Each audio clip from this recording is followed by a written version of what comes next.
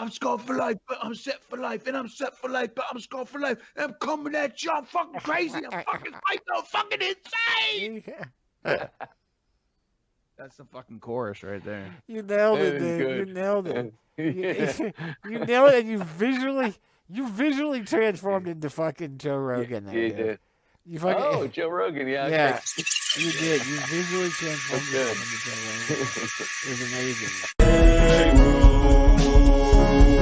You're watching the BigRoom live on Twitch. You're the BigRoom. You're watching the BigRoom live on Twitch. Yeah. Yeah. Yeah, yeah, yeah. Yeah, yeah, yeah. Danzig. Shout out to Rev. Pulling out the old dancing. Mother. Pulling out the old dancing. Yeah, yeah, yeah. Yeah, it just. Oh, my hand. You know. Oh, man. What a lightning storm we're having here, huh? Did it get out to your way now, or? No, you're in the brunt of it. No, it's just. It seems to have passed by now.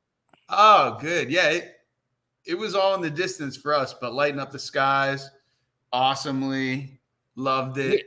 There Got the was feeling yeah, of there was power. like rain hitting my window, and oh my god, and On my window. hitting on my window. I got hit by rain. I can't stand the rain on my window. How's the echo? Oh, Echo. it's terrible. It's terrible. Absolutely terrible. Squelchy delicious. Oh, great. It's just, you're fine, and then when we talk, we sound like we have a robot after echo. Yeah. How's that? Nah, that's a lot better. A lot better. Yeah, A lot better? A lot Hey. better. Yeah. Okay. I I mean, won't be still able to there. hear you, but you know, Well, maybe you just do all the talking tonight. maybe you're just don't say anything interesting, so I don't mind if I miss. Right. You talk. You say all the words. Yes. Hey, So, how's the week times? oh, it was weekend. Cool. It was an interesting week. Was it? Let's see. Yeah, because you know me. There we go. Gotta close a bunch of windows. Oop. You got frozy. Poop poop. You got frozy for a second. Yeah, I jumped out of the thing. Yeah, things were cool. Sang at that club over the weekend with sat in with that buddy's band. Oh yeah, how'd that go, man? I forgot to ask you about that when we got together on Sunday. Oh, it was cool. It was cool. It was enlightening. The band, I don't know if I told you the name of it. Mm-hmm. Donnie Irish. Yeah. Nice. Isn't that clever? Nice. That's good. Yeah. They do a lot of Celtic stuff, but they play out doing covers. Really good musicians, man. Really good musicians. And sat in, did a couple songs with them. It was oops. Hold on. There we go. All right, and I'm back. Just interesting venue. You know what I mean? Like those kind of high-end Yinzer venues, you know, Sure. where like the place is packed for no good reason, but people are out spending money, you know, yet they won't go to real clubs in Pittsburgh where, you know, like I don't know. I don't want to talk smack, but it was enlightening, and it just made me want to do my Monk and the Royal Family project even more, because there's money to be made in when you do covers right, you know? Oh, sure. Yeah. So even in more focus into that, and talked to one of the guys about it, and that's going to be moving forward here. So that's good. What?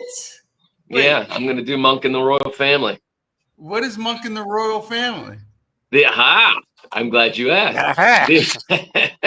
The premise is that I'm Monk, so I get some branding, you know, as an individual, as a singer.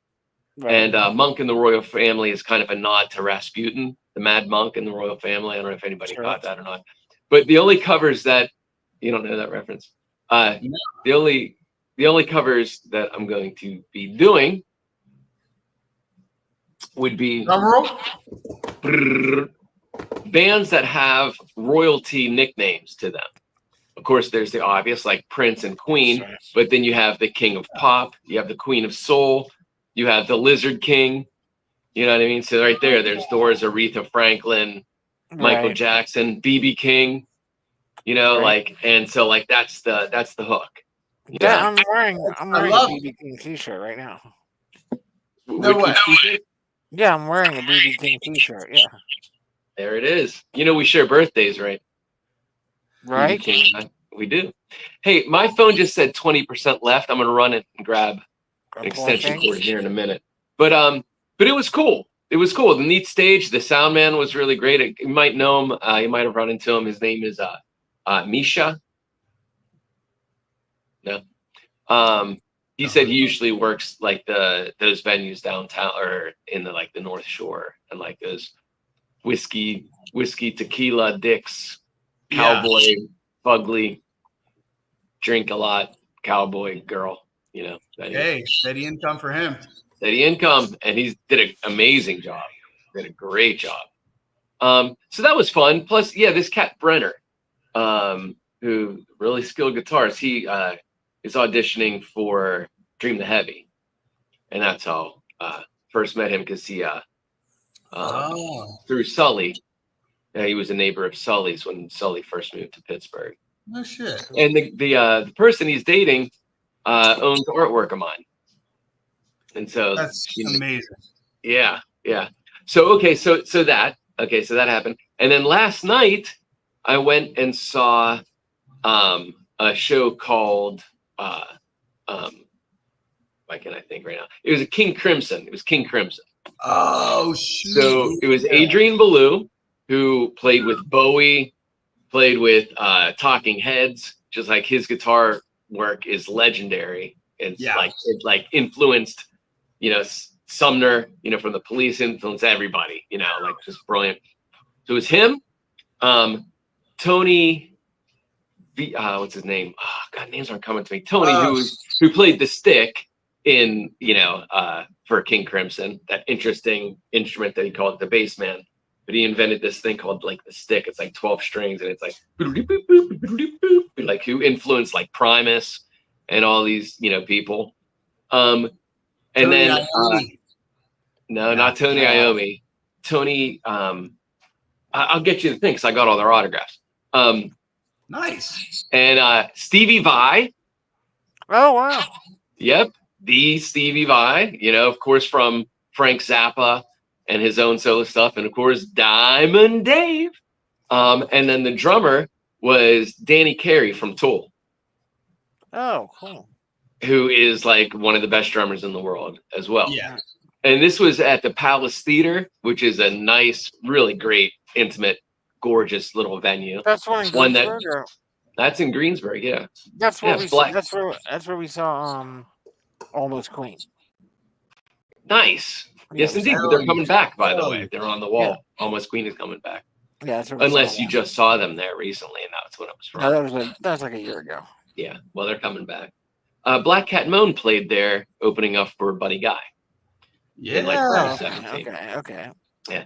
Anyway, great video, great photos, great evening. The ticket was given to his VIP ticket, so I got like a commemorative coin. I got all their poster that they hand signed. You know, all the people signed. And the ticket, the VIP ticket, was given to me from a cat who he and his wife own a lot of my paintings.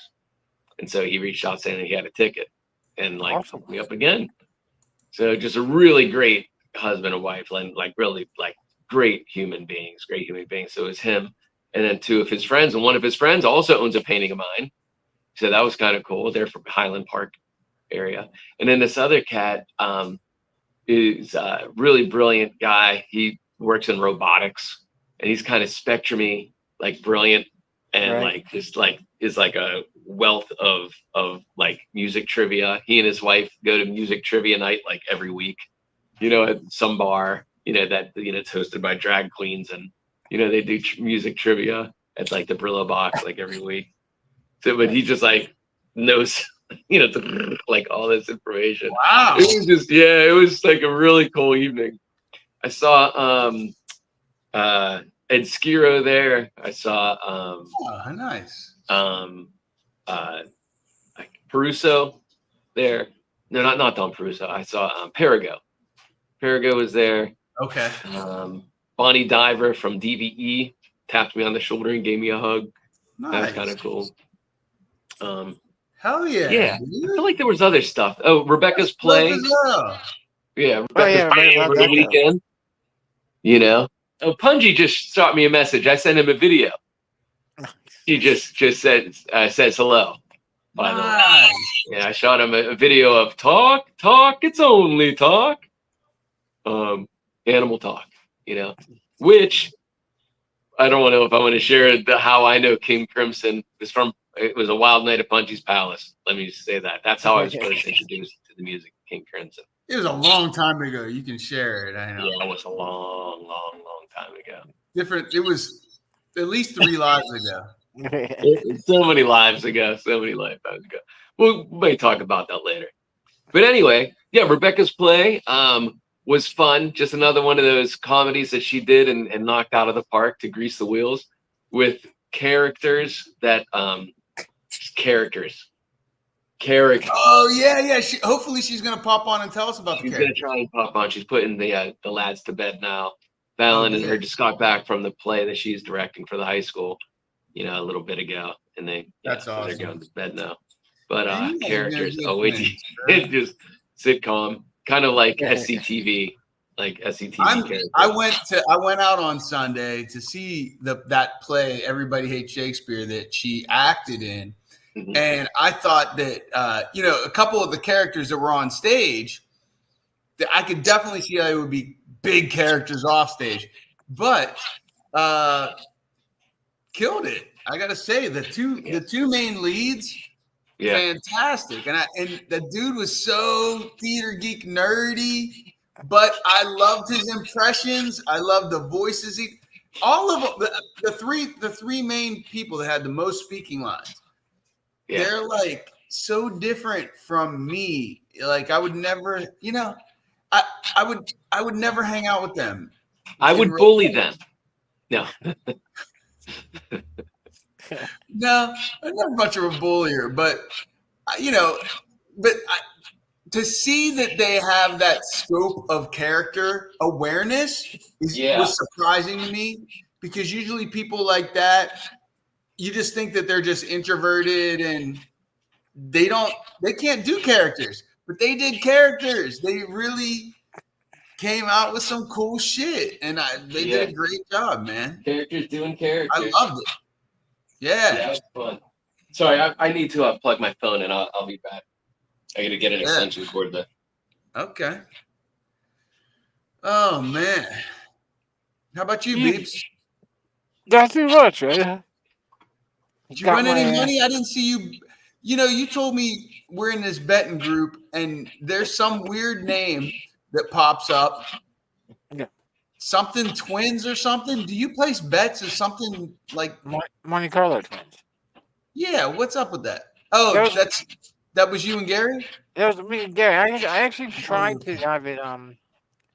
I tried to retire after he died. I wrote to DraftKings and wanted to see about retiring the account and changing the name, and they were like, "You can't change the name." Wow. And I was like, well, "What happened?" I was like, "What if I just left, and then signed up with a new account?" Yeah. And like, well, then you have to wait. You have to wait a number of months after you cancel your. Really? Yeah. What? I don't understand. You couldn't use a different email and a different credit card? It's my name. It would still be my name. Oh, huh. Well, I think it's cool that you're, in retrospect, that you're carrying on the legacy. Yeah. Are you voting for Gary? Yeah, every bet that you make, moving forward is always a nod. So that's Right, fucking yeah, great. yeah, Actually, I'm glad yeah. that you won that. And actually, kind of, yeah, that's good. I forgot that was the backstory because I was confused and I saw it, and then you didn't bet on at all in the Steelers game. I don't think. No, I picked the fantasy. I guess the fantasy picks don't go there. It's just the bets, I guess, huh? I didn't ever look because Okay. I picked a couple fantasy lineups on Unless you DraftKings. did it really late in the game, because I was placing my shit like right before the game. No, I did it right at the beginning. I drafted before it started. I drafted 2 showdown lineups. Yeah, I think I ended up winning like $45. Yeah, it was a good game. It was a good game. Yeah, and I won like $60 before, and then I spent, I only bet like $5, So. Yeah, But yeah. it's just I had a great time watching that game. That game was exciting. It was freaking great, actually. It was it really was like watching the Steelers of old. As far as our defense goes, to see 2 blocked field goals in the same game. And that shot that they had, that back shot where everybody went up on that second one. Guys, yeah. Dude, that was an epic photographic. They showed it in slow motion, and I was like, fuck yeah. Like, I remember being a kid and seeing the steel curtain. Like, they would do that shit all the fucking time, Yeah. That's why we got the steel curtain. Like, they block everything, But the first one was such bullshit because it was like you don't see very many blocked field goal attempts. And he guy jumps over the line and lightly touches the back with his fingertips of the guy. Yeah. And that's why they cancel it because they said you can't push off. And you look and it's like he didn't push off. He barely touched the dude's back. But okay, that's pretty much everybody. But pretty much everybody. One, all the analysts and everybody said it should not have been a penalty. It should have been fine. Like everyone pretty much agreed that the referees fucked up. That's why it was so fucking powerful that they got a second one in the same game. Just to like in your face, like, fuck, all right, cancel this one back. Dude, it was epic. Like that was fucking epic fucking Steelers football. Yeah. And and Russell Wilson coming out at the beginning. I mean, it took him a quarter to knock off some of the rust. Get back in the game, yeah. Knock the rust off of Russell. But he got booed. He was getting booed and stuff. Yeah, that's Steelers fans. Yeah, I mean, plus, we were 4-2 going into the game under the other quarterback. The other quarterback hadn't played terrible, hadn't turned the ball over. No. Yeah, there was the first 2 games, I mean, it was fucking great. The last 2 games, they ran on us. I would say, it was because we lost the coin. Well, we won the coin toss, but we gave them the opportunity to receive, and they had a number. They did no huddle. Both times we lost. They scored within the first 4 minutes, and with no huddle plays. Like they had a play. They had a system. They were like, run this shit, and it kept us off, and it worked. And we weren't able to catch up, through different reasons. But it's a good season. I was excited to watch this game. Our buddy Nizam went to the game. Oh, nice. And, it was a great game for him. It was his first Steelers game ever. And nice. That he got to go. Yeah. Because in Uzbekistan, but in America, you have steel curtain. In Uzbekistan, you have iron hammer. I don't know. Totally. Yeah, that's the most points we scored all year. That's the most points we scored in a while. There, 37. We don't score points like that very often. No, man, it was I mean, the last touchdown. If you look at just the score, it looks like we dominated, but it was that last touchdown. I mean, it was within 7 points the whole game. It was a close contest the whole game, except no, not really. I mean, it was 15-6, and then we wound up scoring like, here we go. Oh, here we go. Oh, here we go. Here we go. Here we go. Jafar. Who is it? Jafar. Jafar. That's right. Wow, that's really fun. I like that Yeah. jam. That was a good song. That's a good jingle. That needs to be your theme song from now on. All right, we'll record it. Let's lay it down. Boom, throw down. Ho, ho, here we go. Ho. Who is it? Who is it? Hi, y'all. Hey, yo. Jafar. Hey, they're talking Steeler game. You were just talking about the Steelers. Oh, yeah, That we're was just an wrapping up the show. incredible game. No, we were just waiting. We were just killing time waiting for your character story. But she watched the game though. I did watch the game. I try and watch every game. I watched that game. I came on when it was like 7-6 in the second quarter. I was thinking it was going to be a bummer. Then they got another, 2-point conversion on that baloney call. I was like, oh no. And then the Steelers were like, here we go. Let's do it. I thought Wilson did a great job. I thought it was a fun game to watch. I enjoyed watching them just continue to get touchdowns right to the bitter end. Like, might as well. We're still doing it. We've got time. Let's keep doing it. And then Ballin and I watched the highlight reel the next day. It was fun. Fun game. Yeah, it was a great game. Great game. Yeah, We got one more game coming up Monday night this week. Monday night. And then then we have a bye. We're off for a week. Okay. I could use a break. Yeah. Okay, so I'm going to tell you a quick story, and it feels like it's lost some of its ha-ha because it was, when I told T, it was like right after he saw the show, but I'll try and give you a little setup. So I did this show called I Hate Shakespeare, right? And it's got like, I don't know, 17, 18 characters in it, right? And 9 of us showed up for auditions. So she was like, obviously all of you are getting multiple casting. Maybe it's more, maybe it's like 25, I don't know. So she gives us all our characters. And then one of the guys that had come to auditions just continued to not. Can you hear me still? Oh, yeah, we hear you. Okay, cool, because my phone just did something awesome. Anyway, so this one guy just never came to rehearsals, so then she had to take his characters and break them up amongst us that weren't in the scenes with his characters from before. So I got some more characters added, and it was a really interesting rehearsal process because I discovered later in the game that the person directing it was her first time. So I was trying to give her a lot of grace because I've been there too.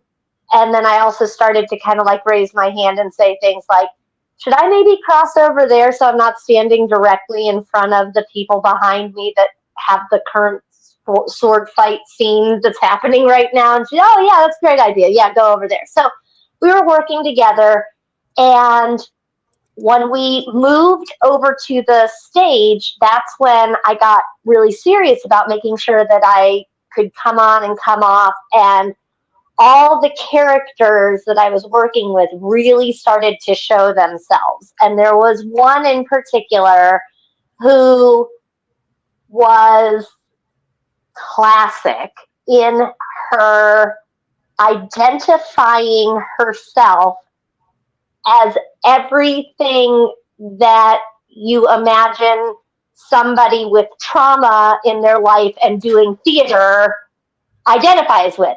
So she was bipolar with an eating disorder and manic depressive ADHD.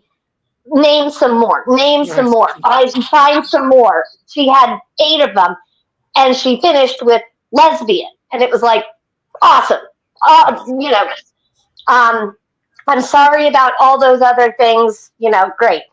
And she had a name that TK wants to believe she chose for herself, and it is Angel. He wants to believe that she chose that name for herself. Oh, she's an only child, too. Those guys are the worst, Right. I mean, you're in trouble. And she also fancied herself a poet, and she wrote poetry, which is wonderful.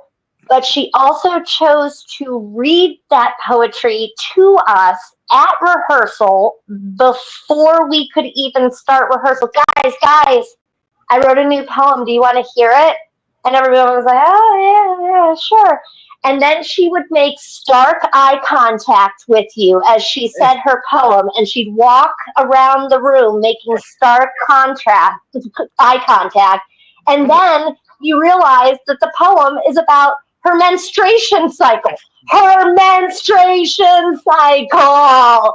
And so she's like making direct eye contact while she's like, the blood flows from me as I cramp into a dark hole of my bedroom in the night. And then she swooshes over to the other side of the room. And there were like teenagers there that were like, it was like so awkward.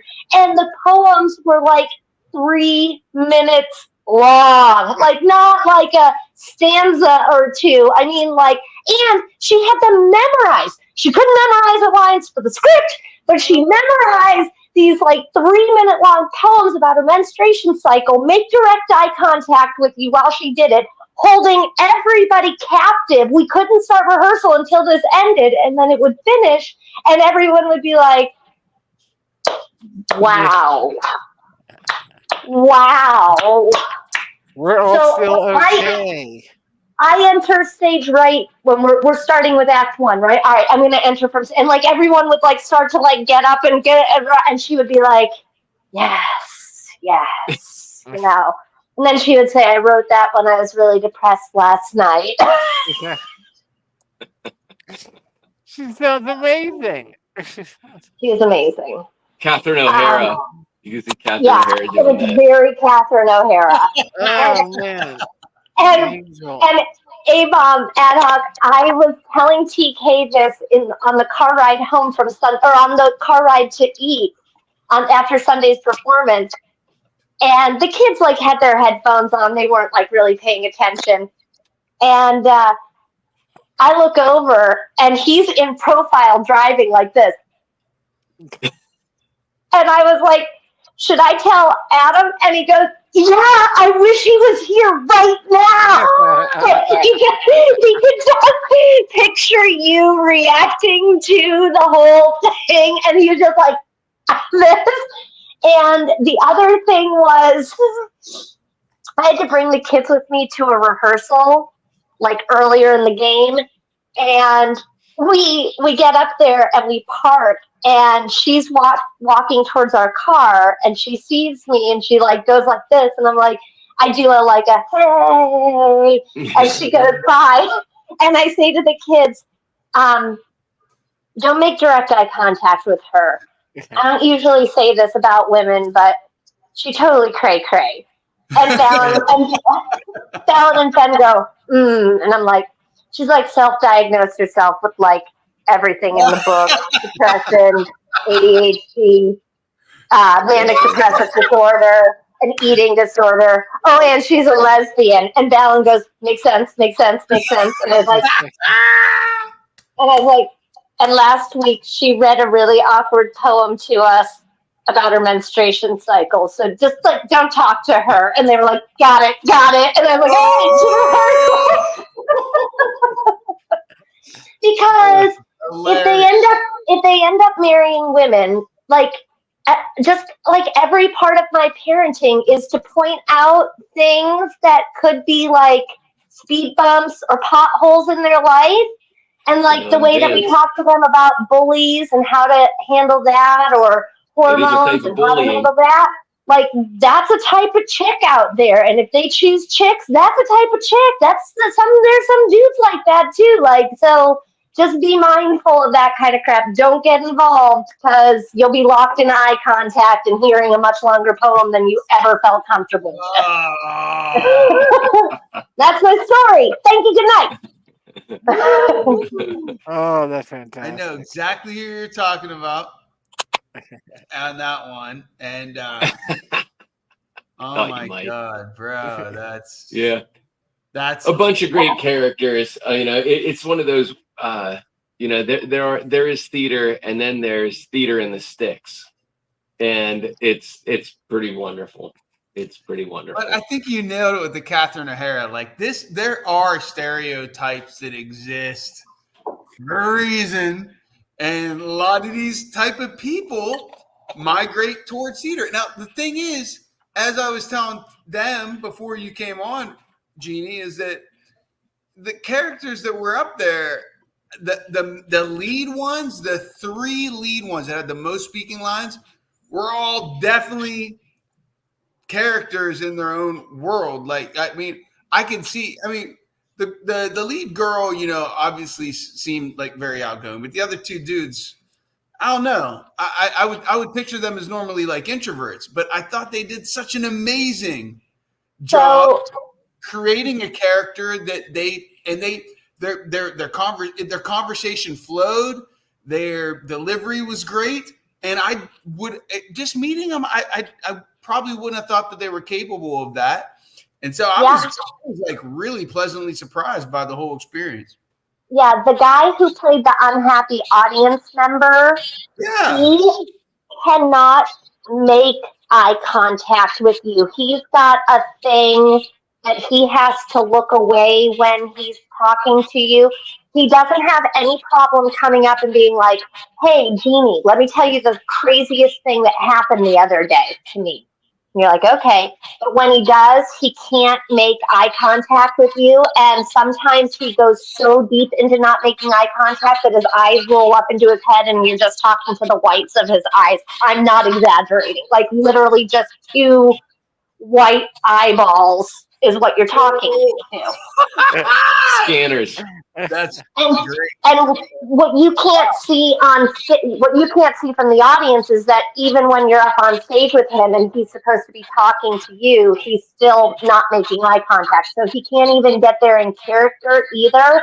But at least he's found the ability to speak, right? Because that eye contact or that lack of eye contact, that's usually somebody that can't even get up on and speak in front of somebody, let alone multiple somebodies. And he's really good at memorizing lines. He's the first to be off book. I've been in 2 shows with him. He's the first to be off book, and he'll have these big giant parts, and he's the first to be off book. So he's got good memorization. And then the guy that played Hamlet to be, he does more musical theater stuff with them. And he is a character as well, and not very shy, but only I think when he's in like the safety of this nerd world. What I was shocked to find out is that he'd never been to a Ren festival. I was like, how have you not been to a Renaissance festival? You're like the clay that they make the people that go to Ren Festival out of. Like, right? Yeah, or just video games. The video games are so good. Oh, I forget about video games, right? Yeah. That's the new world. Oh, but he is a huge Alan Tudyk fan, and he and I went down a rabbit hole of Alan Tudyk, and he hadn't ever taken the time to watch Firefly, and I was like, dude, you can still find them on Sci-Fi for free or YouTube. Watch them all. Love them. Enjoy. Yeah. Thank you, BB and K-Rock, for that. You gotta get that dude who can't make eye contact, lock him in the room with the poetry girl, and just watch him run like a velociraptor. Bingo. I would pay money to see that show. Yeah. But right? What a velociraptor, would you say? But she has to do only poems about female bodies. If you lock just the 2 of them in a room and just put a nice bright light on there and tell her, okay, read him a poem, then part of the show is to be watching her move around like a velociraptor trying to make eye contact with him while he's just like,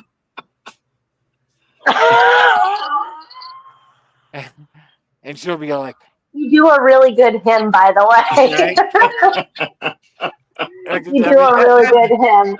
That minute and a half of just spontaneous velociraptor movement from her would be worth it. She'd be like, always looking right at the whites of his eyes, just looking right at the whites of his eyes the whole time. Waiting to start speaking, but she just can't quite start speaking until she's got the. Amazing. Come on. That's amazing. Pay for that. That's a compliment. Oh, I could Yes. say, I could so picture So that. that's my story. And then, of course, there's to the person sitting behind me that can read this sweatshirt. You're an amazing human being. Sign someone who loves you. Giant butt crack just below it. Yeah, that was That was great. at the play, by the way. That's where that photograph was taken from. Oh, Right. That was an audience member. That was an audience member on Sunday's matinee. Right Directly in front of me, and I didn't catch it, but T was to my right, and then I see him take his They're camera. like a beacon for him. He can't take his eyes. He's like, oh, there's a crack. There's a crack.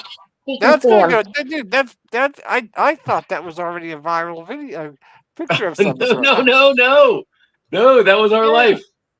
That's amazing. Oh, that's amazing. Share that, dude. That's what it spread. That's what I said. That's what I told Yeah. John. I was like, this is a meme waiting to go viral. Dude, no doubt. No doubt. That's hilarious. He thought it was already set up. No, and Dowling, yeah. and was the one that came up with, but there's always It's a but. always a but. And there's always a but. So I added it on the back of the chair when I sent it in the group. Nice. Yep. Nice. Yeah, the one photo is my photo. The other photo is T's photo. I saw T take a photo, and I was like, let me see if I can get it. And because it was right in front of me, but like the way the light was glaring on the letters. Yeah, it's hard to read. Yeah. And that's what's important is the That message. is what's important. Message, yes. I know. It's The perfect message. because when The you message. can read it, you start at the top because you're reading and you're reading. That's how you do it. And then Go all the way down. Right. Then there's a perfect but. delivery of a meme because you want to read that. You see the text and you're like, I'm supposed to read the text, and you read the text and you don't see the butt. That was my experience. I didn't see the butt crack until I got to the bottom. Well, T set it up for me that he was holding the phone and showing it to me with his hand blocking the picture. So I'm reading the sweatshirt. And I was like, oh, yeah, I've seen that sweatshirt before. That's really cool. And then he like takes his hand away, and I lost it. I lost it. Big reveal. Okay, so that's it for me. I'm going to go do my wind down. I am in rehearsal for the fall play that I'm directing for the high school kids, and they are doing so good this year. Honey, I didn't tell you. Some of them are already practicing being off book for like monologues and scenes. Like they're already like trying to get off book. This group of kids that I've got this year is the hardest working group I've ever had, ever. I mean, I've only done this for years, but like it's the hardest working group, and their chemistry is so good, and they are so funny. I'm like laughing out loud. They're trying, like, if they do something and it kind of makes me laugh, they're like, oh, wait, let me see if she'll laugh at, like, they're trying new stuff, and it's so good. It's so funny. And I told T that it was so nice to be back in control again after the whole doing the other show and guiding somebody. Be in charge. Be in charge. Tell them to be quiet backstage. You can do it. Tell them. Be like, quiet backstage. Yeah. I'm allowed to say it. Monk Woody Wad? He probably wants to go take a poop. What a hit. Oh, okay. You got a Woody Wad on your name. That's really, really great. Waddy Wad. Toddy Waddy Wad. Waddy Wad. Toddy Waddy Wad. Waddy Wad. What are you talking about? That's really great, Miss Munda. It's really great. It's really delicious. That's really, really delicious. I gotta. Maybe before you go, I want to try to share this thing because I feel like you know this guy. Yeah. So this is my friend from LA, Eric. And this is Eric. The arm. Eric, the big arm. You were talking about him. He has an arm tattoo on his arm. He has an arm. He has this as a tattoo. He has this on his arm. Yeah. his arm tattooed on his own arm. Yeah. Yeah, he's hilarious. He's always cutting up, dude. We had a great time together when I was out there. This is him. Big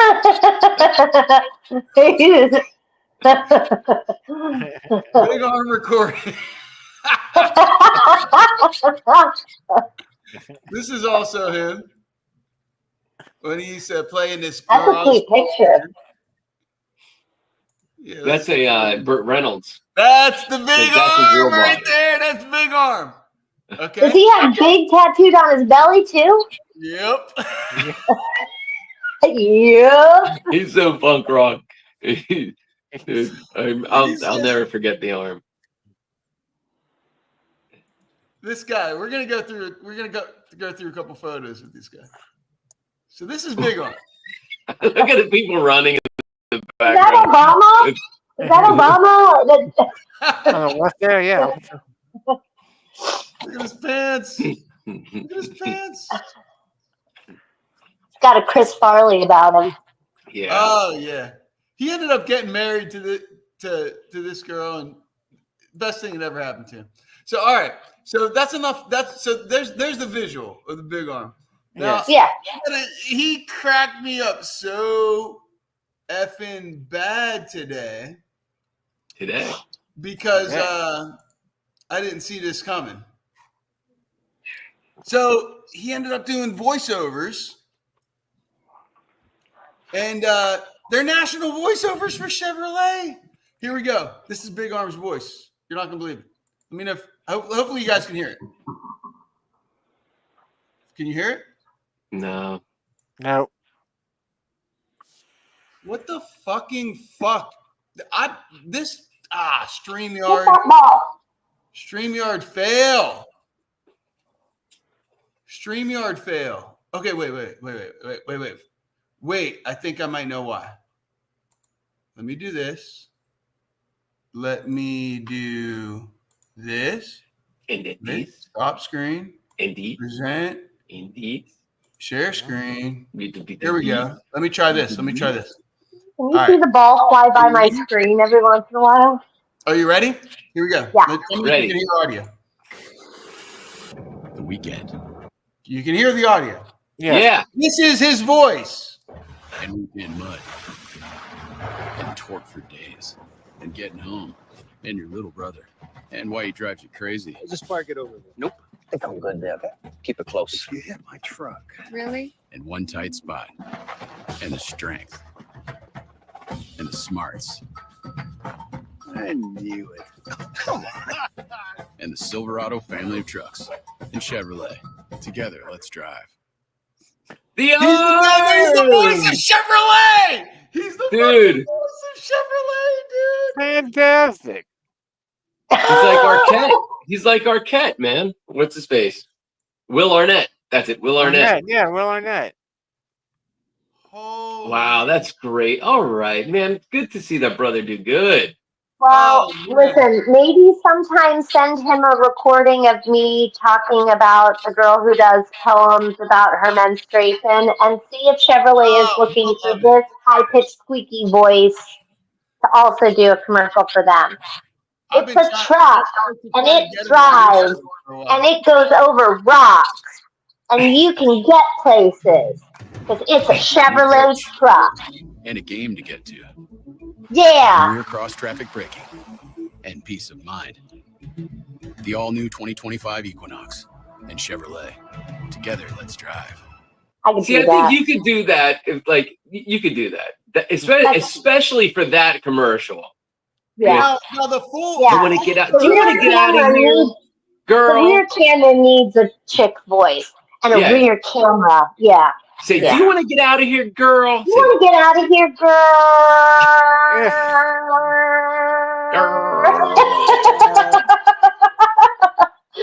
Is that how you do it? I do. This dude is like he's one of my bros. Like we spend many nights together. Like good times together. But dude, fucking Chevy. Is this not BB? There's voiceover people in Pittsburgh. Chevrolet. One cat that I work with was saying that there's two different places. He started doing a little voiceover work as well, and he Tell shared me me. more, tell You me can do- more. I want to do voiceover. book reads. I want to use the studio to do entire book reads, audiobooks, because But there's a test. I need you to say the word POOL. Swimming. Say the word swimming. POOL. pool. Say the word POLE. Pull. Say the word PULL. Penis. No, PULL. Pull my penis. No, it's okay. You It's Western okay. Pennsylvanians say those three words the exact Pull. same way. Pull, the Did pull, he too? out of the pool. Oh, pull. Yeah. Yeah. Pull. So make sure that if you're going to try to actually do book reading, that you learn how to enunciate and put the He's tongue saying in the right. record book reading. No. Oh, he's not going to be the voice. He's going to have other people do it. Oh, you can say shit any way you want. Enjoy.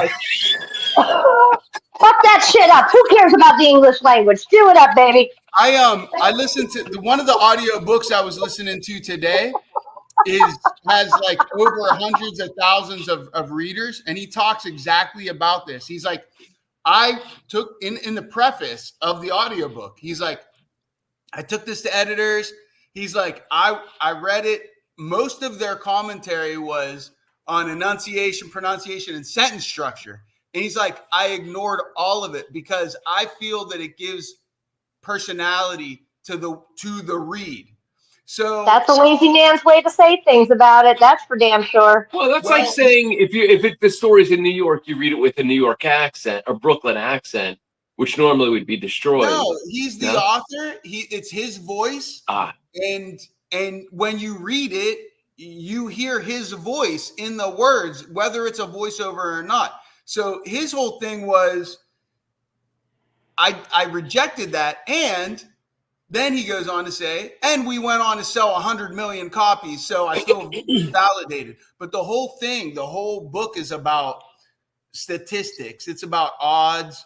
And that's gripping. Yeah, well, it's related to the stock market, and that a lot of people, when they're right, hindsight's 2020. It's like, I made a great decision here, and he's like, a lot of this shit's luck and random, like regardless of how all the statistics you measured.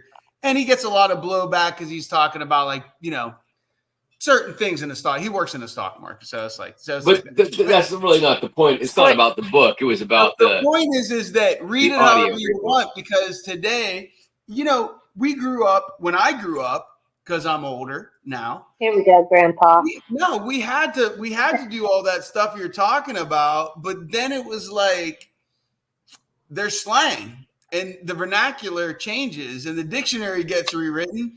And there's stuff that gets published, and it constantly breaks down the barriers. And eventually, the book publishers were like, fuck it. Basically, anything goes. Like, it's your voice. You wrote the story. I don't know. I do think that if he wrote the book himself, then he can read it however he wants to. Yeah. Although I got a question. If it's a book about statistics and he claims he sold 100 million copies of it, I'm totally questioning the statistics, dude. Like, he's questioning the statistics about the book on statistics. Yeah, I do not. Hey, listen, as far as accents are concerned, I came from central New York in the Finger Lakes area. We can't help but be nasally and bullshitty. He's fooled you. By randomness. All right, I gotta go. I gotta go. I love you guys. All right. Yeah. She has a bath bed. Anyway. Love you. Love you, Jafar. Thank you, Jafar. Jafar, everybody. Gene Jafar, everybody. Bye-bye. Cool. Thanks, Cool. I can't wait to see your next play. Cool.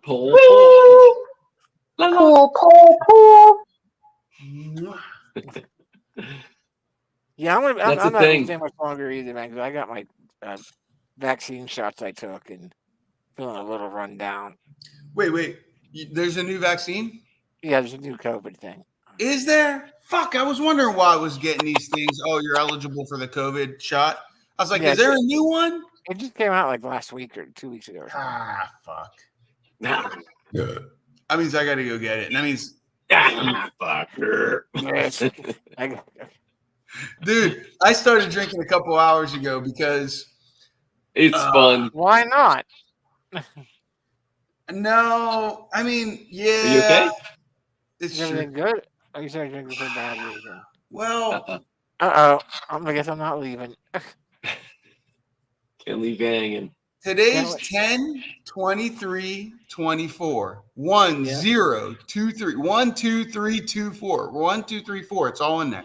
0 1 2 3 4 0 1 2 3 4 is our entire date today. It's kind of cool.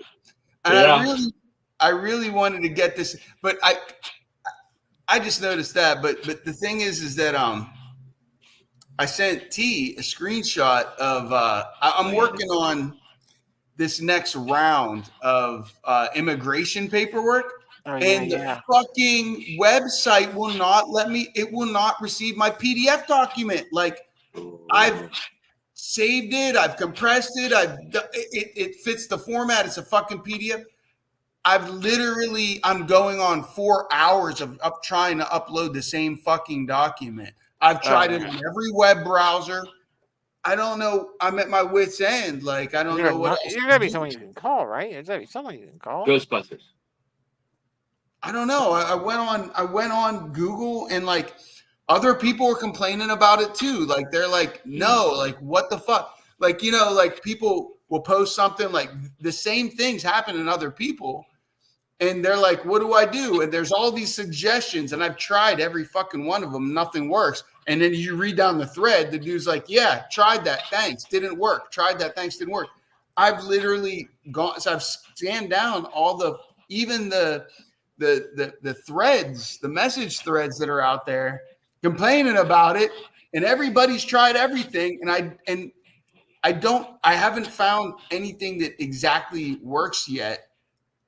So I don't know what to do, but I was really hoping to get it in today, man. I just want to get it in this week. I just want to get it over with. I can't move on with my life until this thing is fucking done, dude. Like, I got to get us standing in the next line.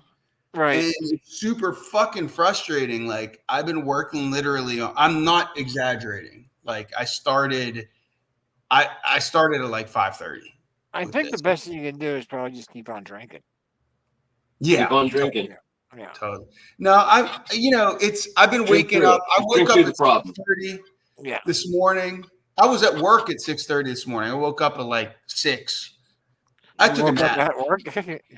Oh, I took 2 naps today, actually. Right.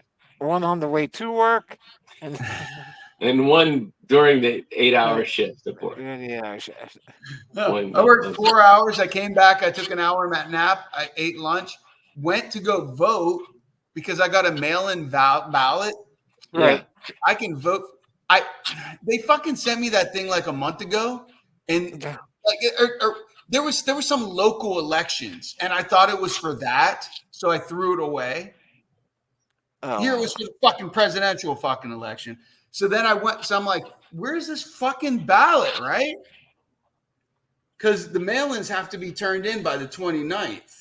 And I don't have it, so I can only now I'm thinking. Yeah, so I was like, that was a fucking thing that they sent me when the local shit was happening. Like they sent it that long ago. I guess that's what happened. I don't fucking know, but I don't have anything. So I went downtown today after my nap. Luckily, I was close enough. But I mean, it's still, it took me like an hour of my time to go drive down there, park, walk to the place. Why wouldn't you just wait to Election day and then go? Because I'm not 100%. Because I went online. My recollection is that even if you sign up for mail-in, you still do have the option to go vote in person on Election day. But I couldn't find that validated anywhere when I was searching today. So I went down there because I was like, fuck it. I'll just go down there and get another fucking packet from them. But there was an hour-long wait There was a line today at 2:30 p.m. Like an hour-long wait to get these fucking packets. So there's a ridiculous amount of early voting going on. Like, yeah, Georgia like tripled their record of voting on day one of early voting. Well, because and my whole thing last time, the last 4 years ago was that we, beside the fact that we should have ranked choice voting, was that why is it fucking one day? Right. And we all have to work that day. We don't even get the day off. Yeah, and that's it's a one setup. fucking That's a day. setup. And you feel all this pressure. So everybody's pressured to stand in line for hours, and then they do Yep. redlining, and they eliminate polling places. It's by design. It's by design. Oh yeah, totally. Yeah. Yeah, exactly. Yeah. So this is why, because you go online, you see, when you go online to register as mail-in, you can register mail-in vote for free. They send it to you. And from the way I read it, what my recollection from 4 years ago was that you can either mail it in, but if you don't, you still have the option to go the day at your actual polling place. I'm like, that's a fucking win-win. Why would everybody not do that? But yeah, ends up that I end up throwing away my mail-in ballot. Right. So. Oops. So now so tomorrow I'm going to go down again earlier and see, hopefully it's not an hour-long line, because I'm like, give me my packet, I'll fucking mail it in. But now they're like, oh, you can do everything here. So it caused the line, because like people are going down there, they're getting a thing, they're filling it out, and they're turning in. So it's like literally they have polling stations now. Right. The equivalent, which kind of, it's a dumb process. Because like me, like just give me the fucking thing. I'll mail it in. I don't care. Anyway. Yeah, so my The other dumb thing is that there's rules that they're not allowed to count the ballots until after the end of the voting. Yeah. Like everybody who votes today, they're not allowed to look at it and start voting or start counting the votes until after the polls close on November 5th. Because they feel it'll sway people's opinion on how they vote. I guess. Yeah, like if the news stations go on and go, oh, Trump already has a 40% lead, because he sends out messages and goes, oh, everybody, all my people go vote early, or other way around. Kamala already has a 40% lead. The sheeple might go that we're on the fence. They might go, oh, I better vote for Kamala, right? So I think this is only logic why they keep it to one day, because they want it to be like a blind ballot. They want it to be a blind voting system. Yeah. Non-influential, but yet they constantly report on it throughout the day. And they do they not? Do they not do that all day? They give polls. The polls are, that's just how are people planning to vote? How do people think they're going to vote? And have you made up your mind? But those polls have been so wrong all the time. Of course. Who are they asking? Yeah. You know what I mean? It all depends on where they're asking. They're not talking to 170 million people that are going to vote. They're talking to 5 neighborhoods, either on a red line or 170. Anyway, it's just crazy, man. Yeah, but you out there in your big room world, it's very important to vote. It's very important to vote, not just for your idiom, but for the long game. Please vote for the long game. The long game. Don't think outside of your own little fear-based world. Think about the planet that you live on. If you're hung up on dogma, then ignore that for a moment. At least look at vote for your planet, vote for climate change. Like look at that. Vote for the planet that you actually live on. Like look at all the statistics on who's on this side for what's right for the planet. All right. Stop talking. First of all, you accused me of being fear-based. You lost me right there. Then you said the word dogma. I don't know what that means. And then you said planet. I don't care about planet. I'm here now. So stop talking. I live in a neighborhood, not a planet. I'm not a Martian. I live on. Now you're talking aliens again. I live on the flat ground, flat planet. All right, man. The planet. I don't like aliens. No matter what we do, and this global warming bullshit, you're telling me it comes from cars and farting cows? Ridiculous. Give me that hamburger and give me the biggest Ford truck that gets like 3 miles to the gallon because electric cars are for pussies. Electric cars are for pussies because of the broken people. All the Broken rabbits. people. You seen the rabbits? The rabbits in the fucking solar fields, the solar panel fields. Oh man, birds, the windmills being chopping up birds. Right, and then the solar panel fields. That was one of his speeches today. He went off on the. I saw the solar panel fields. You know, I saw the solar panel fields. I saw him come in bigger than I ever imagined. Bigger than I ever imagined. You know, you got the solar panels. They take up like half the desert. You know, and they're all metal. The solar panel fields are out there. It's all metal and glass and wires sticking out everywhere. And you got the rabbits. You go and you look at the environmentalists, right? You know, you talk to the environmentalists and tell them. You know, you ask them, hey, look at the solar fields. You go walking through there, just hundreds dead rabbits. They all get caught up in the metal and the wires, and they get electrocuted. And then the power from the solar field's got to go power up the plant. It's never going to power up that plant. There's too many random wires, and you can't control the animals. And he went off for like 10 minutes talking about all the rabbits getting stuck in the solar panel fields that take up most of our deserts now. And God, it's like Of Mice and Men. It's the insane. bunny, the rabbits. There's That's actually what I thought you were going for at the beginning. And Me too. that was a real clip. Dude. the fucking rabbits in the fucking desert. Dude, the fucking rabbits in the desert because of the solar fields, because of the water that forms on the panels from the dew. I don't know about that part. I'm making that part up. Okay. Well, what's funny is like how many acres upon acres upon acres being devastated because of the fucking meat industry and the cattle industry. They're destroying the fucking rainforest because for cattle fields.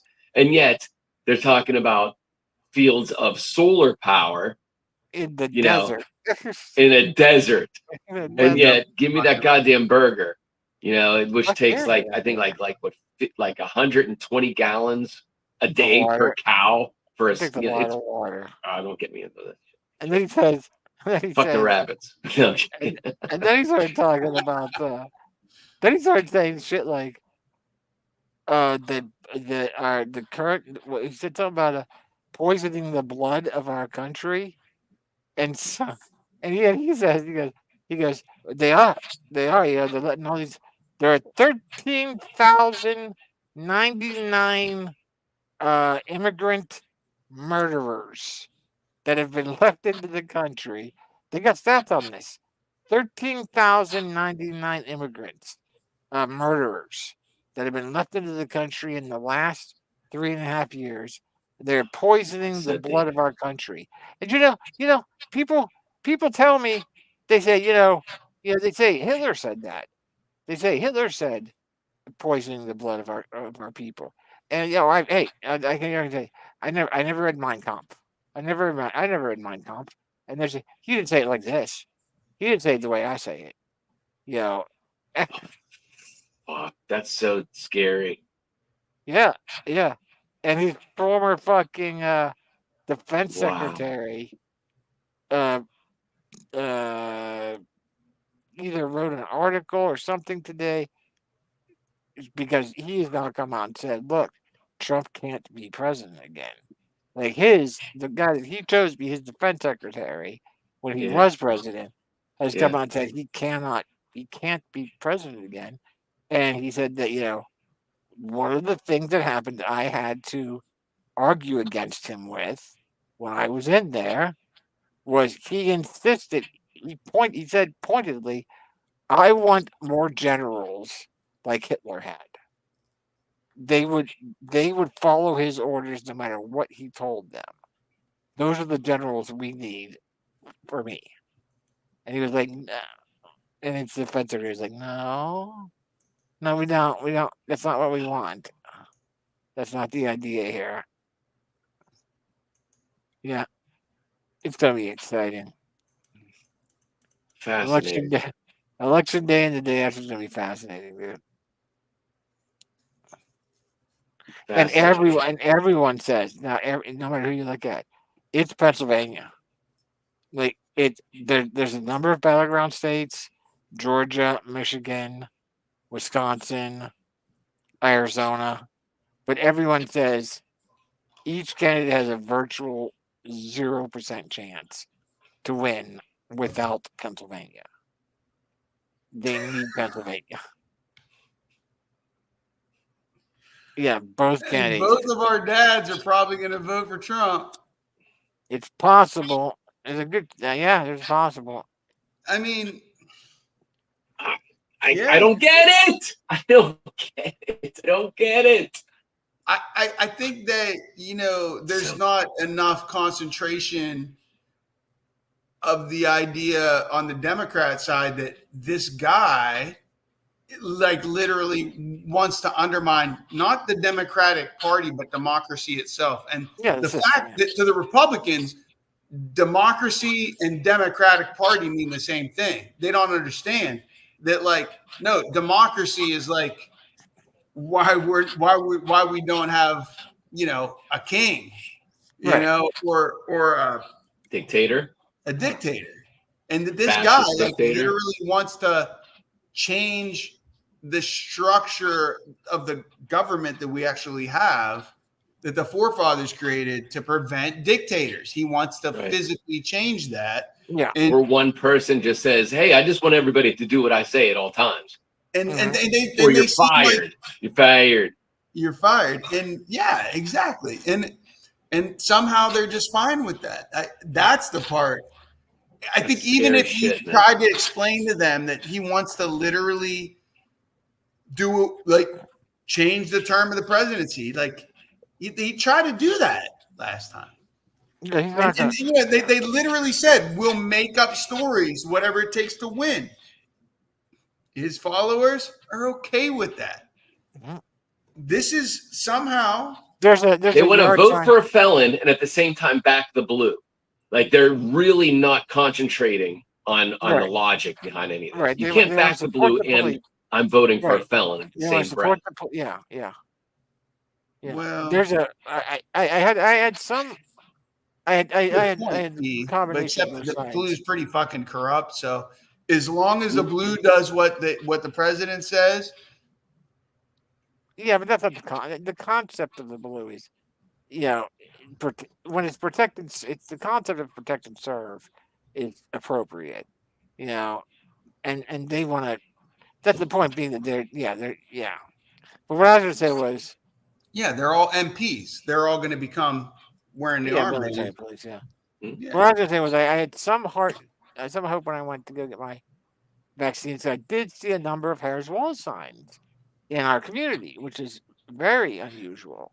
Like I 4 years ago, I did not see many, if any, Biden signs. Yeah, they're all through our neighborhood now. Finally, as well, they're popping up because people realize there is one house in our neighborhood that actually has the sign in their yard.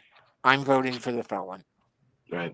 I would rather vote for a felon than a jackass. Yeah, is a sign that's in our neighborhood. Is that the sign? Yeah, wow. I'm voting for the felon. And they also have a back the blue. Right. In the same, it's really just moronic, angry rhetoric. And, fight. And there's a Hulk, Trumpomania with Hulk Hogan ripping his shirt. Like it's a really low brow, like people that just have an addiction to confrontation. Yeah. They just love, so go out there and piss off a lib and vote for Trump. Piss off a lib. Right. That's a thing. Go and vote. Right. You got to go out there and vote for Trump to piss off a lib. Yeah. That's a thing. That's what they say. And that's their mentality. I'm going to do it just to piss you off. like there's really no logic behind it. It's amazing. It's amazing. 8 years ago when he won, it was a shock because no one saw it coming. And Right. then 4 years ago, I thought, man, Terrible shock. yeah. And then 4 years ago, I thought, wow, this is really like an important election because he can't. And then when he lost last time, I thought, thank God that's over with. And then somehow he never went away. And at this He point, I'm never fucking thinking, went away. wow, this is literally the fucking we're living right now in a time where whichever way it goes, somebody's going to be writing about these years right in this time Yeah. frame for hundreds of years. Either Yeah. it's going to be written as the golden era where they finally broke free from the liberal stranglehold and the heroes rose up and took control of the country and crushed down the opposition, and now everyone does what they're told properly, and look how low the crime rates are. We report the crime rates, and that's all there. Or it's going to be written as the time that we defeated that animalistic nature of just what makes me angry. I need someone in there who hates the same things I hate, and that's what I live on. I breathe on that hate. It's amazing. It is amazing. It really is. It's a choice of two worlds. I already took Wednesday. I took Wednesday the 6th off already because I have no idea what kind. Because I'm either gonna be fucking upset and playing loud music the next day, thinking, Jesus Christ, what do I do now? Or I'm just gonna be sleeping down. It's so comfortable. Thank gosh. Yeah, Sheesh. smart. Oh, wow. Even our kids talk about how this is they're shocked about the world that they even say that it's fascinating times, that they can't believe that it's a 50-50 choice. You know, it's a toss of the coin. But they're young enough to know, to see through the years of racism, fear mongering, social dynamics that set up those people into wanting a bully to be at the head of the helm. You know what I mean? People that would fall in line. They're young enough to not have been brainwashed in that way. Like they can see it. You know, and people could say, "Yeah, well, you're brainwashing them in a liberal house." You know, we never really did that. We always ask questions and see where their head is. You know what I mean? Like, you know, all their choices are because they're intelligent and pure still. You know, and so like a lot of their choices are based off of how could anybody see that as a leader? Like, how can you see that he's a bad guy? He's just I don't understand it. I don't understand it. And I don't understand how some person could say I follow Jesus and Trump. No, like that is just there's something you don't understand one or the other. It's one like that's just there's it's 100%, no question. One or the other you're confused on. I don't know which one it is. Don't know but which one or it the is. other you're confused on because we can talk about it all you want. And eventually you're gonna get really, really angry at me for pointing out where you're confused. And you're gonna start to realize you're confused, and then you're gonna hate me for it because I'm pointing out that what you're saying doesn't make any sense. Then you're gonna get angry. You can't follow both. You can't see them as the same thing. No. You can't. No. You can't. And that's on you. That's like if you can blur the lines morally and sleep at night by following both at the same time. Yeah. That's on you. There's something fundamentally you really got to ask yourself bring up why. a good point I never even actually thought of, Monk, which was the thin blue line that they're blurring as well, because I never thought that these are the same people that support the police, but then but for the presidency, I choose the villain. Right. I choose the felon. The felon. They have signs on their lawn that say it. I'm voting for the felon.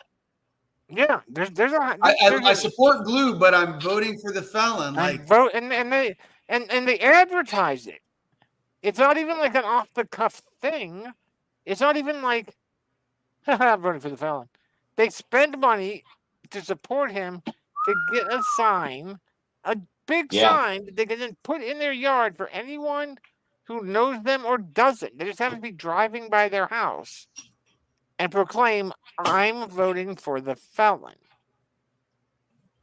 It's insane. It's. I think one of the things is like if you have an insecurity about yourself, when you acknowledge it, it makes it okay to talk about. And some of the psychology between this is that, you know, some of the psychology is, okay, they want to call him a felon. Well, let's just embrace that and put it on our sign and say, yeah, he's a felon. So what? You know, I'm voting. You're accusing him of being a felon. Okay, well, we're going to call him a felon too, and then we steal that word back, and it's no longer a negative word because we're using it too. We're taking Porch Monkey back. No, I mean it's Jay and Silent Bob. We're taking Porch Monkey back. Yeah, totally. Yeah, the N-word, or that N-word. But like, but at that point, you have to realize that you're just blindly following. It's a cult. Oh God! Like no, you're just like whatever. You're just being completely blind and numb or deaf to. You're blind, baby. You're blind to the fact because you're watching that garbage. There's so much propaganda that he should have never been a felon. He should have never been convicted of that shit. That was just all. That's the thing. That was all witch hunt. Fox News. Because he told him the whole time he was like, "This is a witch hunt. It's me. It's them. It's everything is them. Everything is them. Like a teenager. Are coming after me. Yeah, it's an us versus them. It's them. They're coming after me. Protect me, my minions. Yeah. He was getting off a plane the other day where somebody asked him a question about because he had canceled like 2 of his rallies, and his PR department said that he was tired and needed some extra rest. And so somebody asked him when he was getting off the plane, "Hey, how are things going? We heard that you canceled some rallies because of needing extra rest because of being tired." And he immediately goes into, "I'm not tired. I don't get tired. I don't get tired. Kamala gets tired. She's a loser. Kamala gets tired. She's a loser. No, I don't know what she gets tired for because no one goes to her events. But I don't get tired at all. I don't get tired at all. I'm ready. I'm doing one tonight. I'm going to do another 3 tomorrow. I just can't do it." And did you see him? Did you see the thing he did in Pittsburgh the other day when he had the town hall in Pittsburgh? No. Was it the playing music, dancing? Yeah, the playing music thing. Yeah. Yeah. He just stood there like whatever meds that they had him on to keep going, they were kicking in. It was for almost almost 40 minutes, 40 some minutes. It was like 45 minutes. What? It was. He didn't talk. He just talk. He played music and just kind of like he played Ave Maria like 4 times, and he kept on going. Like they were asking some questions in the audience. They asked 5 questions. No, I never heard of this. I didn't know that. It just happened this past week. This is kooky. They asked it's really kooky. They asked 5 questions, and one of them was something about, I don't remember, something that he had said in the past about unions, and he didn't like it. He thought it was a bad question. And so then at somewhere in that time, somebody in the crowd apparently passes out. And Trump is like, hey, we need some medics over here. We need some medics down here, and Johnny, can you get me Ave Maria? Can you get me Ave Maria? Put it on the sound while the medical folks do their work. So Ave Maria goes on, and the medical people help. It was just somebody fainted because it was hot or something.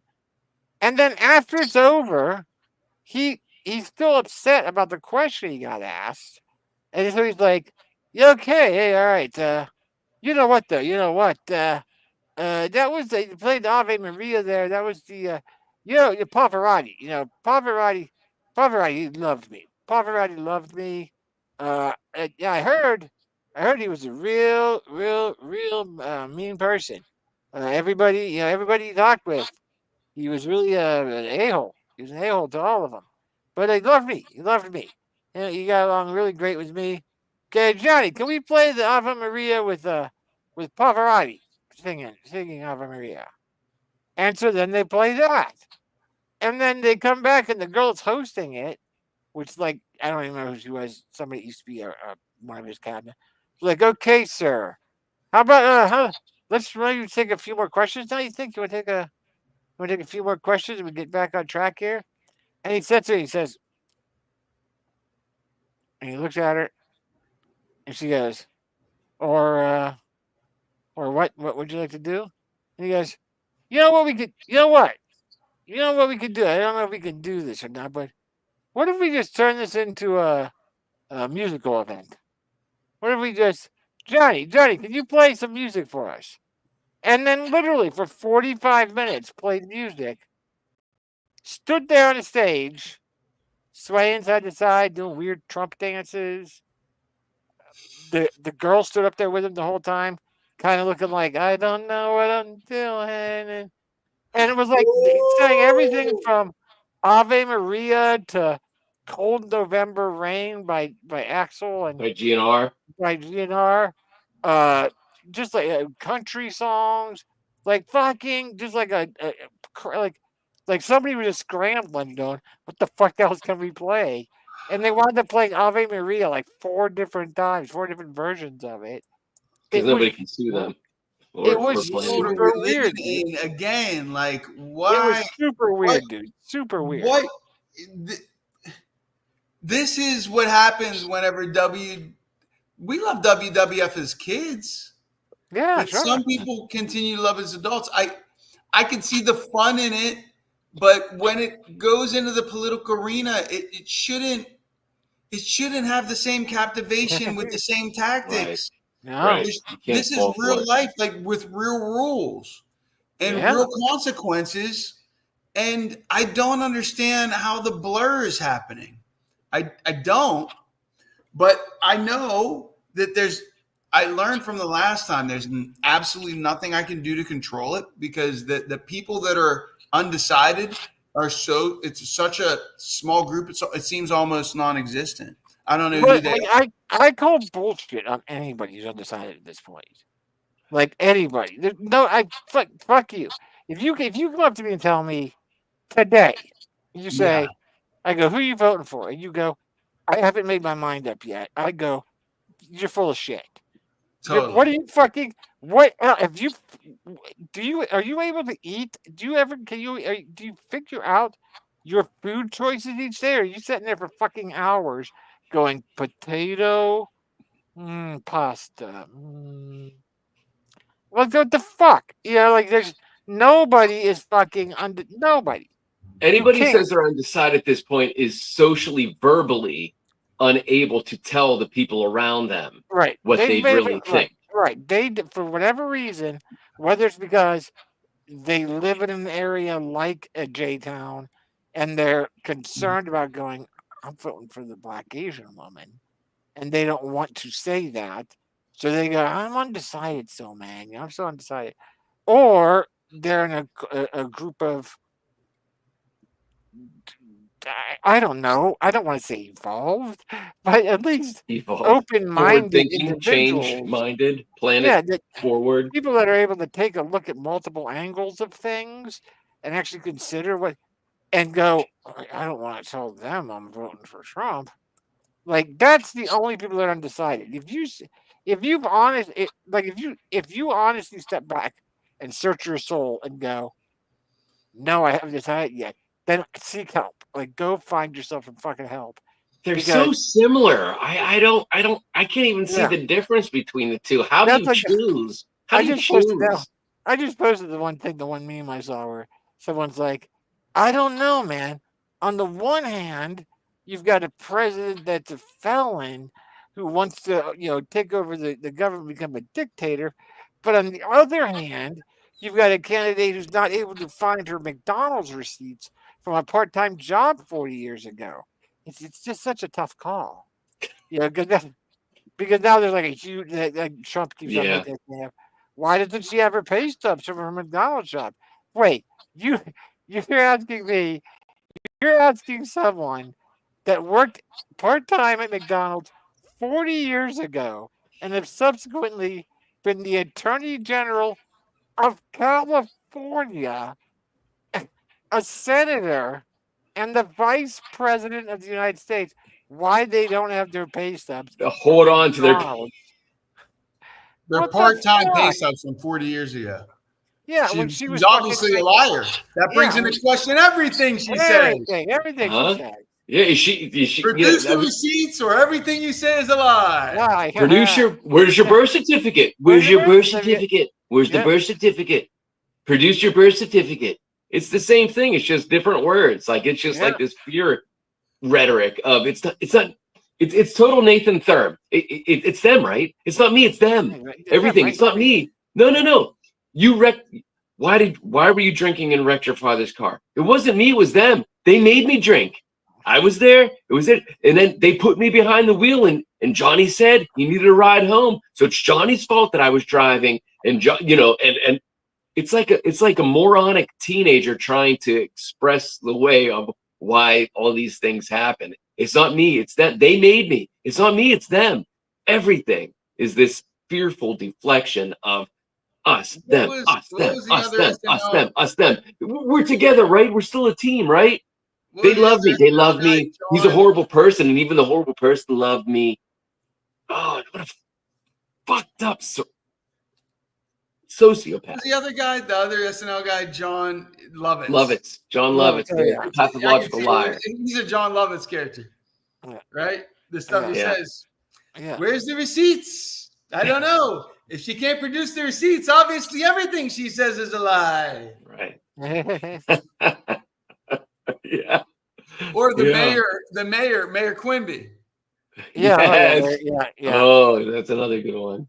You know, Which is and yet people can't see the based off that. cartoon character of it.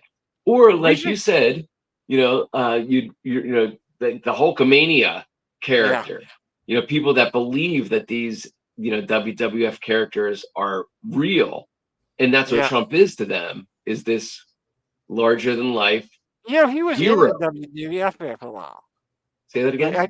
He played a character in the WWF. Trump did. I just watched the 6-part. I just watched the 6-part documentary on Vince McMahon. Yeah, I didn't Yeah. watch it yet. Wow. Yeah, I just watched the 6-part of And it. Trump was And Trump and him were like, arguing with each other, and Trump got in the ring, and oh dear God. oh yeah, it was painful to watch. It was so painful to watch. Ugh. But yeah, Did you yeah. guys see the Batista commercial? The what?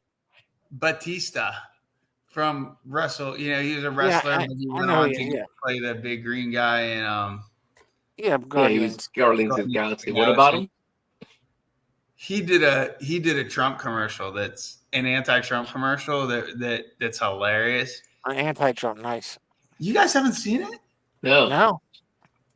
Let me see if I can bring it up. You know what? We should consider live streaming on the election night. Oh dear God. Oh, and I don't know if I can handle that. We could get. I bet we get some random people popping in. That's true. And I would rather be amongst friends, but like I know. I don't like I don't know how Balin and Fenn are gonna fall asleep that night. Get them on the fucking stream. Balin is extremely invested. It's like today he was, watching things, and I was like, man, you really, please don't let that guy steal your focus first thing in the morning. You know what I mean? Like Well, don't become addicted to that confrontation. Here's the other thing. I don't know. The same way that the Earth will survive, I think America is gonna survive. They might roll back certain things like, women's rights, abortion. I mean, I already did that. Survive right? is, But no. But what else? What other damage? I mean, there's probably a lot of damage that they can do. I know that there is. Yeah. But I think at the end of the day, it's really about like our lives on the level that we're at. Just keep doing what you're doing. As white male is what you're saying.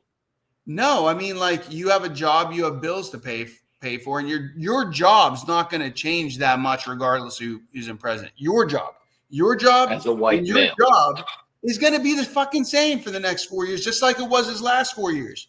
It's not going to change that fundamentally different for us. For us, right? No, it might not. But I'm No, not, but those I'm not tariffs- encouraging anybody to vote for him, but I'm saying the price of living is going to change, because of the tariffs that he's going to make them pay for, that actually the middle class is going to end up paying for, like all this bullshit. You're going to watch the women around. But the reason I brought that up is you got a couple kids and I can't sleep at night. That's not right, bro.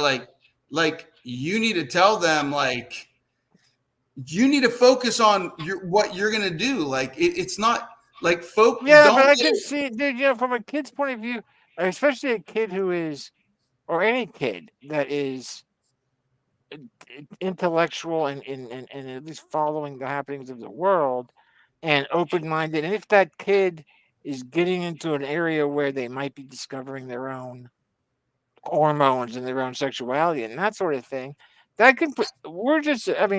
Right now, if we're assuming,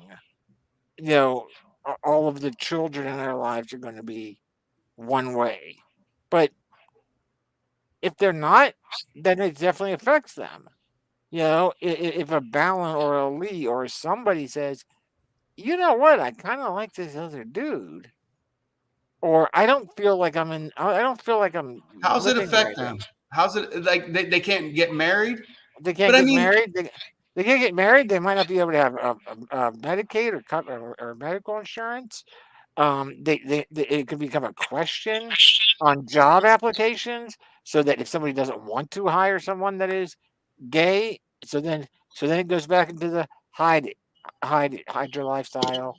Don't let anybody know who you are. Don't live out who you are as a person. Hide that. Don't let them know you're Jewish.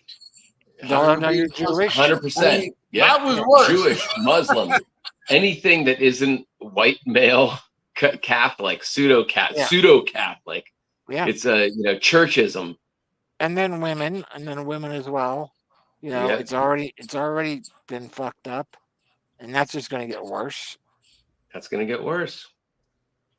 It's really dangerous time.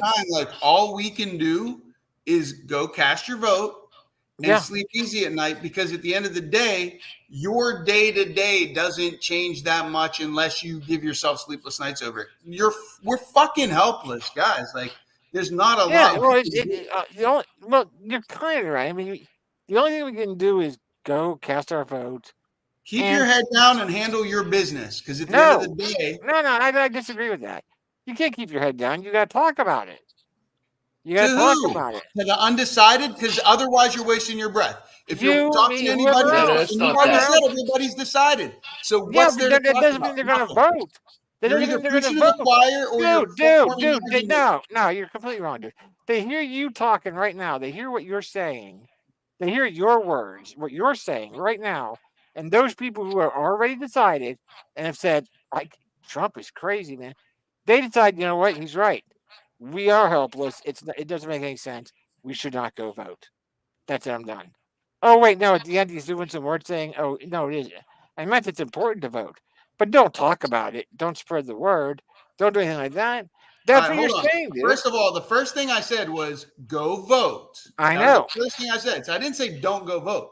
But what I am saying is it's already polarized, bro. It's already polarized. I think I'm talking after the decision is what he's saying. Like after right now, fucking handle your business, because there's not that many undecideds. And if you're not talking to somebody that's undecided, you're wasting your breath, because you're either preaching to the choir or you're just going to get an argument that's going to get heated up and cause more strife in your life, and maybe get, whatever, because they're not going to. So we're already polarized. So right now, we're a month away from election. Go fucking vote. Other than that, don't get bent out of shape about it. Do your fucking diligence. Go vote. 100% go vote. And don't tell anybody how you're going to vote. It doesn't fucking matter to anybody. Go vote the way you want to vote, but go vote. And 4 let's years see how ago, it plays out. 4 years ago, How America is right now, guys. This is it. What are you going to do? You're going to mentally what are you going to big brain change the way that the fucking vote? No, you can't fucking do it. It's 1 month out. Accept our fucking fate. Everything got us to this point. All the fucking WWF, everything got us to this point. 4 We either years survive ago, this when the we election become was coming stronger up, as a country 4 somehow. years ago, 4 years ago when the election was coming up, I had a extended discussion, 2 separate discussions with 2 separate people. I changed how Scott Jeffries was voting, and I changed how my dad was voting. Okay, That's pretty huge. They both All right. changed to vote for Biden. Okay, right? but that's all right. So that's BB. That's again. There it But is. that So could be be louder. anybody, dude. That could be Be anybody. louder. That could be anybody, though, dude. That's the point. You know, I agree with you. Don't let it affect your sleep. I agree with you. Don't let it. Don't let it. Take control of your day. Don't let it add extra stress to you. But keep your mind open. Look and from my point of view, look for weaknesses in the opposition. Look for something that someone cares about, that someone likes, and just start focusing on that. Build the discussion around what that person cares about, and pointing out how Trump is going to either destroy it, minimize it, make it more difficult. Maybe not for that person, maybe for their daughter, maybe for their granddaughter. There are holes out there. I do believe that if you're undecided, you're fooling yourself. But I don't believe you can't change anybody's mind. I think Trump's core base is locked and loaded. I think that those people are the people who they don't hear you when you speak, and you're going to know that a minute and a half into the conversation. But there are people out there right now that are Republican who do not like Trump, but have managed to convince themselves, I can't vote. I can't vote for a Republican woman president. So I have to vote. I have to vote for Trump. You might be able to even talk them into, if they say I can't vote for Kamala, then maybe you can talk them into not voting at all. If they're not going to vote for Kamala, then don't vote for Trump. If you hate Trump, if you're against Trump, if he makes you sick the way that he is, but for whatever you've convinced yourself, political or abortion or some kind of religious reason, you can't vote for Kamala. Okay, I respect that you're unwilling to vote for Kamala. Then you know what? Then don't vote. You can't stand Trump. Don't vote. No one's forcing you to go vote for Trump. If you think if you think he's a bad person, but you have to choose between one of these two, then you don't have to choose. Let the rest of the country sort out where it's at. You can still sway people with words. Nothing beats words. Nothing beats words, dude. Every war that started on this fucking planet started because of words. Okay? It started because someone talked someone else into something else, talked people into fucking sending their children off to war, talked other people into going, hey, we want that land. We go talk to them, see if they'll give it to us. They won't? Okay, let's go talk to these other people and see if they can send their kids off to war for us. I mean, it's all words, dude. And the idea of putting your head down and just casting my vote and going about your business, that'll never sit right with me. I agree. Don't let it affect your day. Don't let it affect your day, but still be vocal about it. Still be vocal about it, and then steer clear of those discussions where you realize, okay, I'm fucking talking to a brick wall here. That this person, I've already made 2 clear points to them, and they've just come back with either an insult or a whatever. Okay, then you're done. Then don't dig yourself deeper into that hole, because that is a waste of time. But there's holes out there. There's a couple of votes here, a couple of votes there. You can definitely change people's minds. All right. Well, I did it last time, and this time. Oh no, I see what you're saying. Yeah, especially online, dude. stay away from it. Online is virtually impossible. I spent countless hours, and I don't think I had that much of an effect. I mean, no, online it's virtually impossible online, dude. I talk to people. When it feels appropriate and whatever. Yeah. I feel like a lot of it's sounding boards. Anyway, let's check out this thing now. Let's see the video. The Batista, the WWF. Yeah, just it. Fellas, we gotta talk. A lot of men seem to think that Donald Trump is some kind of tough guy. He's not. I mean, look at him. He wears more makeup than Dolly Parton. He whines like a baby. The guy's afraid of birds. Donald Trump had his daddy pay a doctor to say his little feet hurt so he could dodge the draft. Look at that gut. Like a garbage bag full of buttermilk. He sells imaginary baseball cards pretending to be a cowboy fireman. Guy's barely strong enough to hold an umbrella. I mean, look how he drinks water. Like a little pink chickadee. He's got jugs, big ones, like Dolly Parton. He cheats at golf. He creeps around beauty pageant dressing rooms. You know that little dance he does? He looks like he's jacking off a pair of giraffes. He's moody, he pouts, he throws tantrums. No, get those lights off! He acts like a 5-year-old behind the wheel of a truck. He bends over for Putin. He's cattier on social media than a middle school bean girl. The guy needs help walking downhill. Almost there, Grandma. So this November, let's stop kidding ourselves. Donald Trump is afraid of rain, of dogs, of windmills, Merle Street, and being laughed at.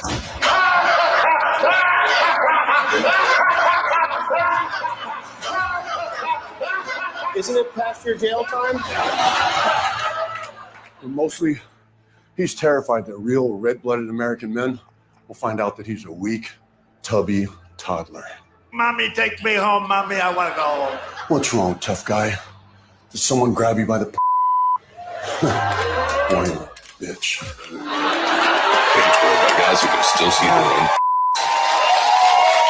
Thank you, Dave.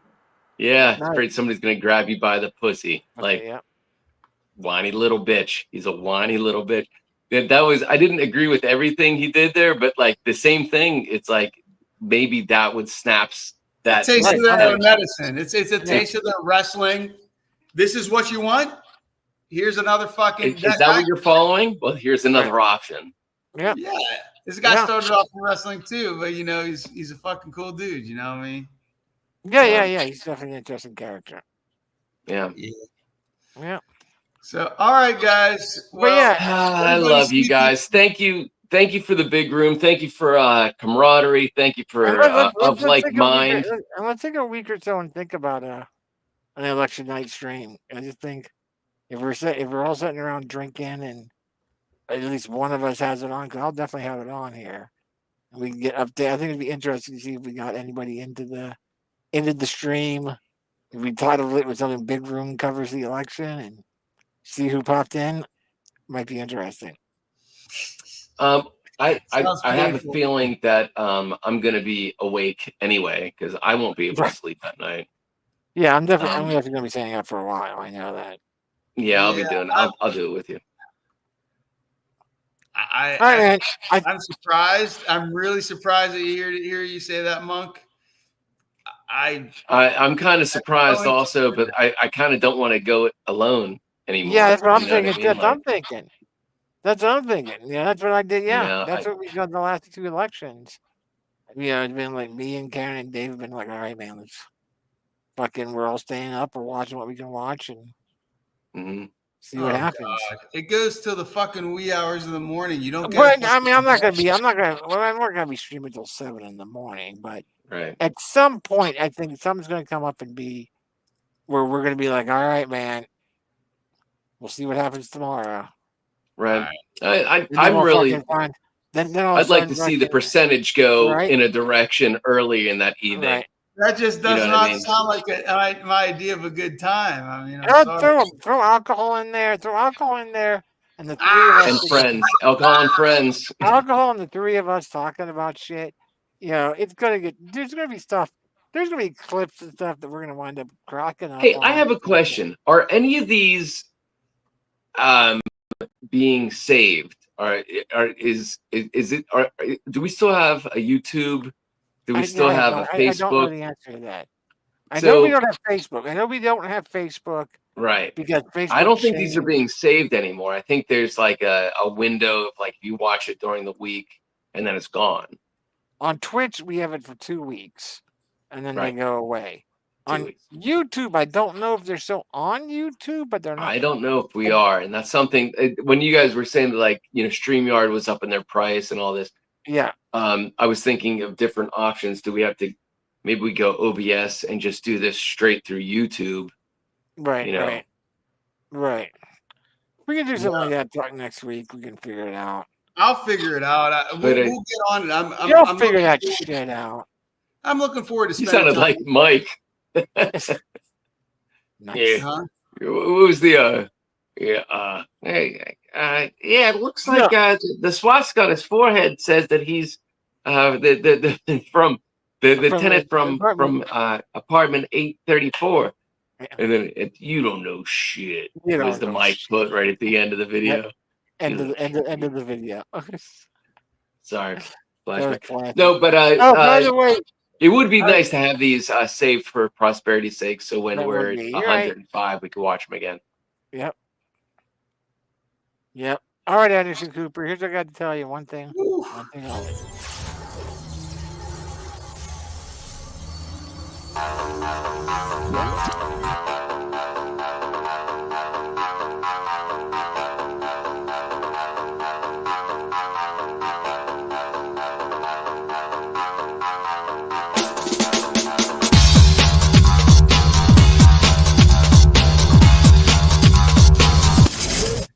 I'm scarred for life, but I'm set for life, and I'm set for life, but I'm scarred for life. And I'm coming at you. I'm fucking crazy. I'm fucking psycho, fucking insane.